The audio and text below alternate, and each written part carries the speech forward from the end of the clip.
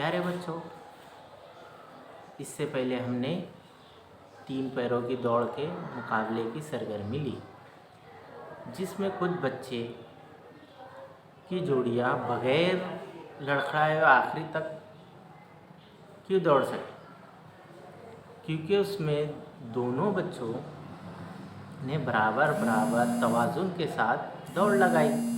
और कुछ बच्चों की जोड़ियां दौड़ते हुए गिर गई, क्योंकि उसमें दोनों बच्चों में से एक बच्चे की रफ्तार अलग थी दूसरे बच्चे से। इसकी वजह से वो गिर गई। एक दूसरे की मदद से कोई भी काम कामयाबी से किया जा सकता है।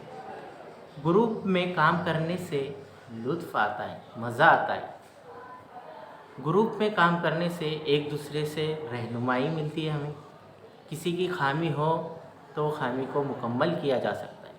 इसलिए एक दूसरे की ज़रूरत और मसाइल को समझना निहायत ज़रूरी है। जैसे जमात में नए दाखिला लिए हुए तलबा के मसाइल, जो हमारी स्कूल में नए बच्चे दाखिला लेते हैं बाहर से आकर, उनके मसाइल, उनको दोस्त बनाने में वक्त लगता है।